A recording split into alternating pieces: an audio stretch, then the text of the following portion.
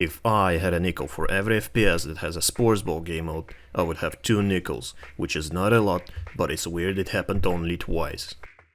You don't need to look far to find games that are based on IRL sports. We have games like FIFA that emulates the average game of football. Yes, football, not in soccer, you idiots. Or we have NBA 2K, which is a basketball game. But if you want something more interesting, you can play Rocket League. A game where instead of hitting a small ball with your foot, you hit a giant ball with a family sedan. A simple concept that is fun and interesting in practice. On the other hand, these games are a simple emulation of real sport, as mentioned before. The formula is very basic and simple, and while it's not a bad thing, it feels the same in every game. In FIFA it's always the same football field, with the same 45 minutes of game time. The only difference being the teams you can choose to play with. And NBA 2K is a fucking stupid game. And as for the Rocket League, while Rocket League is different in gameplay, it is still grounded in basic football rules, with no real deviation. Aside from Rocket League, there are no interesting spins on the sports ball genre, or no interesting game modes that expanded the core gameplay.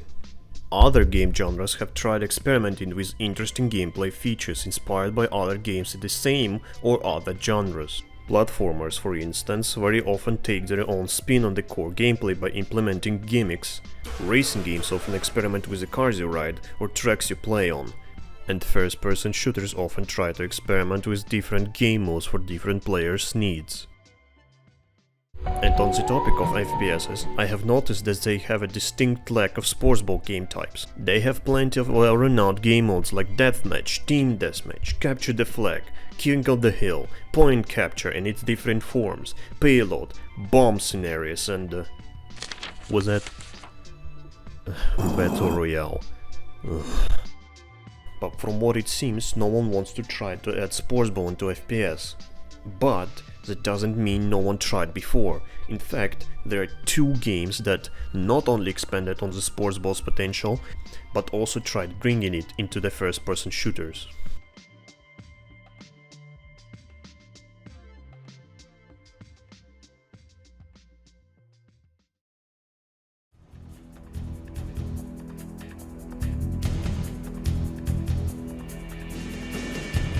The first instance of someone trying to add a game mode like football into FPS was in 2003, when Epic Games were making a sequel to their most respected game, Unreal Tournament 99. In Unreal Tournament 2004, or UT 2K4, Unreal Tournament 2004, they added the Bombing Run game mode, which in its core is a football and basketball combined, with guns. Each team has a gate at the end of their base that... Sorry guys, I have to take this. Yes, hello? What? Unreal Tournament 2003? Yeah, okay, I got it. God damn it. Correction. The Bombing Run game mode first appeared in Unreal Tournament 2003, a whole year before Unreal Tournament 2004, technically making it the sequel to the Unreal Tournament 99. With their new title, Epic Games took a new approach in style and overall tone of the game. It was more colorful, more open, more cartoony and violent, and, unlike 99, it felt more like a sports event, rather than a gladiator fight to death. It was even reflected in the menu theme.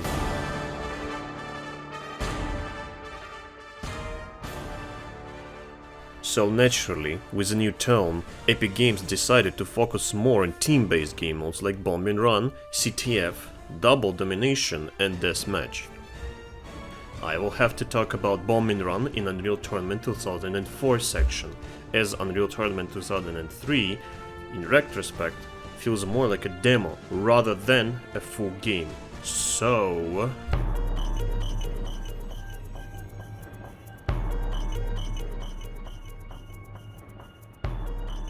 in 2003, Epic Games released Unreal Tournament 2004. With its release, Epic Games ported all of the old content to the new title. Okay, now we can talk about Bombing Run. And don't worry, I checked both Unreal Tournament 2003 and Unreal Tournament 2004. And from what I saw, Bombing Run is pretty much the same between both installments. Similar to football, in Bombing Run there are 2 gates, one for each team, and a ball in the middle of the map. The first thing player will notice is that the maps are not flat. The playing field is often filled with complex terrain. This terrain is often full of hills, turns and tunnels. Sometimes it's a barren field between 2 bases. Sometimes it's an industrial complex. Some maps are smaller than others, while some are bigger than others. For fairness' sake, the maps are mirrored so both teams have an equal playing field and enough weapons, ammo and power-up pickups. In addition, every player spawns with a translocator, a compact device that allows you to launch a small disc that you can teleport to. It has 6 charges that regenerate slowly. As you may guess, the goal of the game is to bring the ball to the enemy gate. It's more like a bomb than a ball, so... Sounds easy on paper, but... When the player picks up the ball, their weapon immediately switches to the ball launcher, and the player gets an atom-like particle effect around them. The ball launcher is a unique weapon, only present in this game mode. It allows players to launch the ball where the player aims. The player needs to keep in mind that the ball travels at an arc and will fall after some distance. The player can press the alternative fire button to lock onto the nearest teammate, and then press the primary button to pass them the ball. In addition, the ball launcher grants a passive buff. When the player has the ball, they regenerate health at a steady pace. However, the main drawback of this weapon is that you are completely defenseless. While the player has the ball, they are unable to change to any other weapon. Disgusting. In addition, the ball launcher drains translocator charges, meaning that when you launch the ball and then switch to the translocator, you have 0 discs ready to launch. This seems to be slightly negated by passing the ball to your teammate, as translocator starts instantly recharging discs. This game design decision encourages players to act as a team, as a lone ball carrier is not able to do much against a team with good defense. But if the team protects the ball carrier, they have more chances to get to the enemy gate and score a goal. Speaking of scoring goals, there are 2 ways to score points. A ball carrier can launch a ball into a gate from a distance. This is a safe way to score some points, but may be a bit challenging as it requires aim and precision. Remember, the ball travels at an arc. By launching the ball into the gate, a team scores 3 points. A ball carrier may choose a more selfless way of scoring a goal, by jumping straight into the gate with the ball in hand. Or in the launcher, I guess. This is a riskier way of scoring a goal, as it requires making your way all the way to the enemy gate, and most of the time it will result in the ball carrier's death, as most maps have some kind of kill zone on the other side of the gate. But in return, the scoring team gets 7 points. This encourages players to risk it all and go all the way to the goal to get the glorious, almost cinematic goal, especially if it is the last score a team needs for victory, as it results in a pretty cool victory freeze frame. After any team scores points by any means mentioned before, the map starts a 5-second countdown. New round in 5, 4, 3, 2, 1. After which, everyone is teleported to the usual team spawn points and a new round begins. This continues until either team scores enough points for victory, or until time runs out and the team with most points wins. As mentioned before, Bombing Run maps are different from classic football fields by being non-linear. Each map has a unique layout that provides different experiences. So I will go over some of the maps and see what makes them special. Anubis takes place in an Egyptian temple. The map is pretty corridor heavy, as it has a ton of different tunnels and detours that can give you some shield pickups or an alternative path to the enemy gate room. Players will experience most of the enemy encounters either in the middle part of the map or in the courtyard of each team's base. The center leads to 4 different paths. Going to the left or the right will lead you to the outer sides of the map. One side has the 100 shield pickup, while the other has the Redeemer super weapon. Going forward from the center will lead you to the enemy team's base, while going backwards will lead you to your own. Each base has the courtyard, an open area with 6 pillars that provide some cover, upper tunnels leading from the middle of the map, a 50 shield pickup in the middle, the team spawn rooms on the left and right sides. The spawn rooms connect to the outer sides of the map and provide easy access to the pickups mentioned before. The gate room is a quite spacious room with a narrow hallway leading to the courtyard. The gate is positioned in such a way so that it's floating above the death pit. One of 3 pillars located in this room is blocking their direct line of sight to the gate from the outside of the room to prevent players from launching the ball from the courtyard directly into the gate.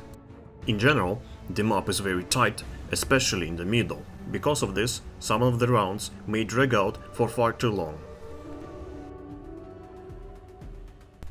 The map is located on a barren, frozen mountainous region, with 2 stations not far away from each other.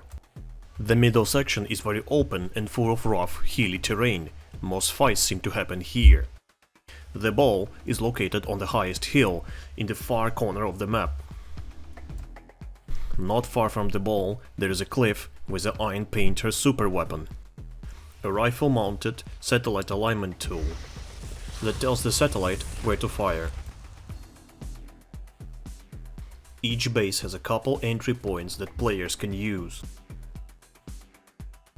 Going through the main entrance will lead you to the hallway, a curved corridor with 2 levels. Upper level has a lane gun, 50 shields pickup, and a teleporter to the rocket launcher. The lower level has a shock rifle and leads to the main gate room. If the player so chooses, they can climb up onto the roof, and then drop down into the main gate room. The gate is located in a big hall. It has a platform at the upper part of the room and an open ceiling that grants easy access to the roof. The gate is positioned in a small tunnel at the end of the room. The area behind the gate is unique, as instead of killing the enemy player or doing nothing, it teleports them to the middle upper part of the room instead. Teams don't have dedicated spawn rooms, so they spawn inside and sometimes on the outside of their respective bases. Unlike other Bombing Run maps, Bifrost is not symmetrical. Bases are not parallel to each other, and the whole middle part seems to be more in favor of the blue team, as the path from the blue base to the ball is less rocky and straighter than the path on the red side. However, time tests show that walking from the base entrances on either side takes approximately the same time, about 20 seconds.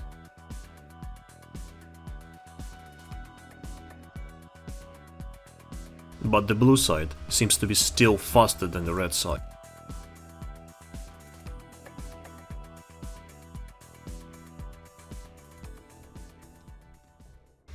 Bridge of Fate takes place in an abandoned palace deep underground.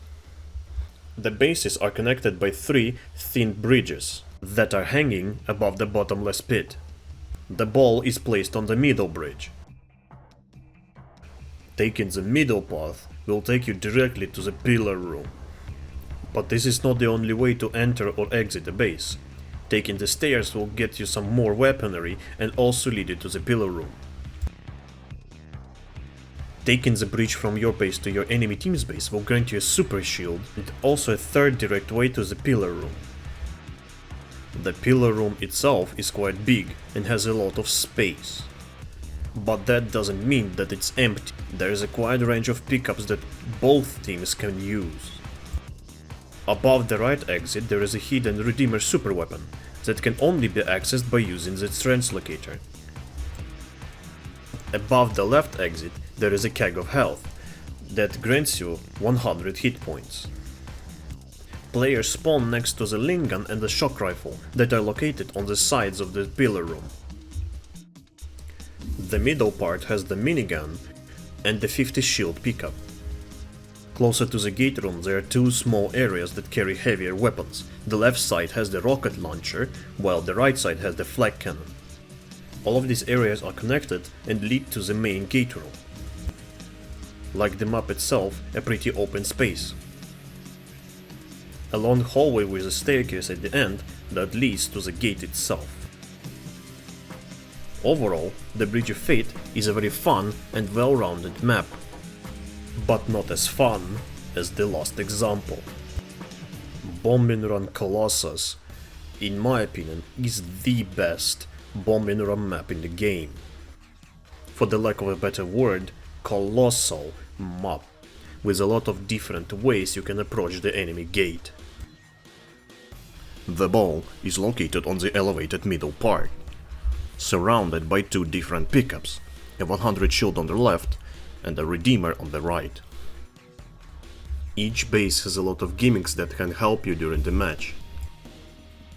Going down into the bunker area you will find the double damage, and next to it you will find a jump pad that will bring you to the upper levels of the base. Near the bunker you will find a launch tunnel. Jumping into it will bring you to the upper levels. However, the best use for this tunnel is to launch lighter objects like the ball, as they will travel further than the player. Players can take advantage of this by launching the translocator disc through the tunnel, as it will travel further than launching it from the weapon itself. The same trick can be used on the big tunnels located on the sides of the base. Sending the translocator disc through the tunnel will send it to the backlines of the enemy team. Since the map is very open, players can use a lot of different pathways to get to the enemy goal. For example, by taking the ramps located on the sidelines and reaching the middle part this way. Players may choose to go through the bunker to reach the upper levels faster. In order to score a goal, players must use the jump pad to launch themselves inside the gate. Or they can sneak behind the enemy lines and launch the ball from below. Out of all bombing run maps, Colossus seems to be the most realized, with so many tricks possible, and with so many ways to approach the enemy base. Colossus may be the best, well-balanced bombing run map in the game. While I can go over all of the other maps in the game, since there are like 11 of them, this would take too much time. So, I would recommend playing Bombing Run and experience these maps by yourself. If you're interested, of course. Overall, I would say that Bombing Run is a pretty solid game mode. With the exception of Bifrost, the maps are very balanced for both teams. The gameplay loop is very thought out and is actually really fun to play. With such excellent game mode, you would think that Epic Games would bring it to their new game. However,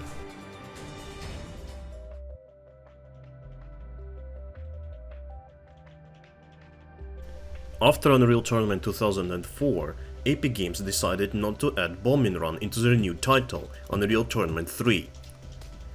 The naming scheme of this game is really stupid actually. My guess would be that it would clash with a more serious tone they chose to take. In the past, Unreal Tournament games were, well, a tournament, and their campaigns reflected that idea. You and your team would climb a tournament ladder, and in time, and after a lot of struggle, you would claim a title of a champion. But in Unreal Tournament 3, the campaign broke away from this formula. Instead of a grand tournament, you play as a real disposable asset. sorry, as a merc named Reaper. Jeez, you can feel the edge. And with your squad of trusted friends and allies, you struggle through mercenary work and interplanetary conflict. With a story that focuses more on war, a sports ball game mode like Bombing Run would not fit in the overall tone of the game, so it was not included. After Unreal Tournament 2004, No other FPS tried to experiment with a bombing run like game mode, and eventually it fell into obscurity.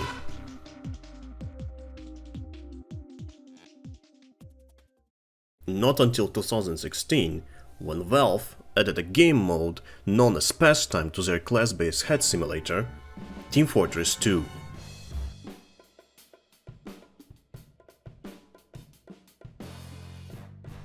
As a spiritual successor to Bombing Run, Pastime is very similar to it. Each team has an equal playing field, with the gates at the end of each base, and a ball spawned in the middle of the map. Just like in Bombing Run, to score a goal you need to either throw the ball into the goal, or to run with the ball into the enemy gate. However, that's where similarities end. We will start from the gates. Unlike in Unreal Tournament 2004, both teams have 3 sets of gates instead of 1. A throw-in goal, a run-in goal, and a tower goal. A throw-in goal is very simple. You come up to the goal and throw the ball into it. Once you throw a ball inside of it, you score a point. You have to throw the ball inside the gate, as jumping with the ball inside of it does nothing. A run-in goal is also very simple. In order to score a goal, you have to run inside the gate with a ball. Throwing the ball will not do anything, as the gate will just push it away. And for the last one, there is a tower goal. This one is a bit complicated. At the start of the game, the tower goal is closed. In order to unlock it, you have to charge up the jack power. It is possible to charge the jack power by passing the ball to your teammates. The further distance the ball travels, the more power you gain. Once the jack power is full, the tower gate opens. By using the jump pads located on the map, you can reach the tower goal. If you land the goal, the scoring team gets 3 points. In a standard match, players are required to score 5 points to win.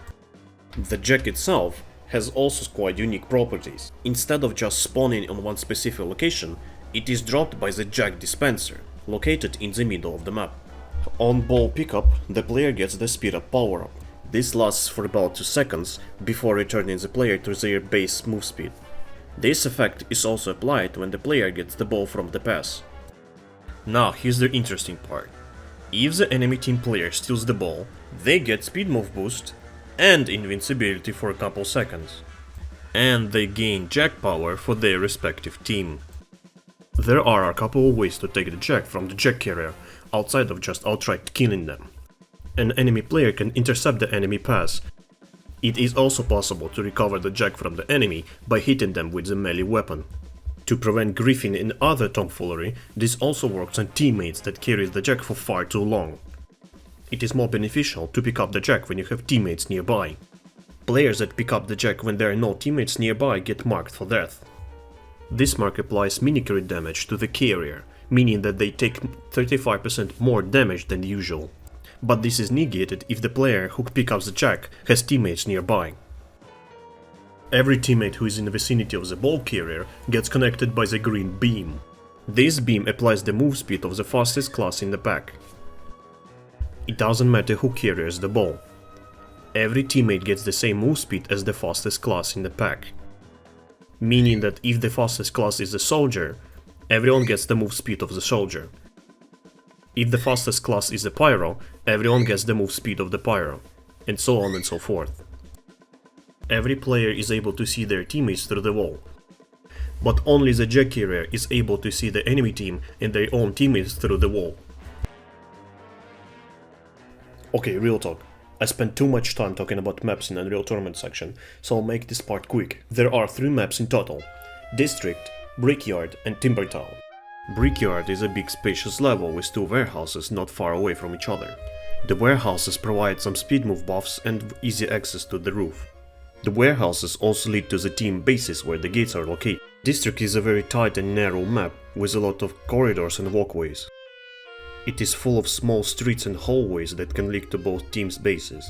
The subway works as an alternative walkaround, but can be dangerous because of the trains passing by. The team bases are probably the most open part of this map. And the last one, Timber Town. The most open map out of all 3. This map has a very big skybox, so there is no restriction in air movement, and is very open, with very little cover. Now for the big elephant in the room. I don't like class-based shooters. Oh no, you gotta be. Okay, jokes aside. TF2 is not like old FPS arena shooters. It is a class-based shooter, and each class comes with their unique set of weapons and tools. This makes teamwork and team composition an essential part of this game mode. The K9 Scouts may be seen as the best option, since he's the fastest and is able to quickly carry the ball to the gate. But this decision will do jack shit if the scout is alone, with no protection from his team, and is unable to kill heavier enemies like, well, the heavy, or destroy a simple level 1 or level 2 sentry before it guns them down. Scout is good at carrying the jack, while the classes like Soldier, Pyro or Demo are good at keeping him alive. Engineers are the best at protecting the gates and backlines with their sentries, and keeping allies supplied with ammo and health at front lines with their use of dispensers. Snipers and spies can quickly dispose of enemy medics that keep their enemy team alive, and engineer buildings and provide support for the main big hitters. These strategies work in a perfect world, but we are not in a perfect world, are we? All these decisions depend on the player. Since the game has no class limit, nothing is stopping the team to, let's say, turn their base into new Texas by populating it with stealth engineers and building sentries everywhere. And nothing is stopping the players from ignoring wider classes like engineer entirely. You know what this team could use? 5 more snipers. Even with all this nonsense present, I still believe that Boss Time is a fun game mode that is worth checking out, at least once.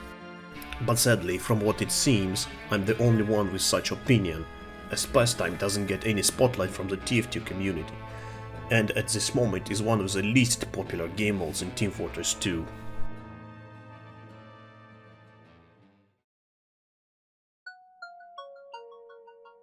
After taking a small trip to the past and experiencing these game modes one more time, I'm left a little disappointed.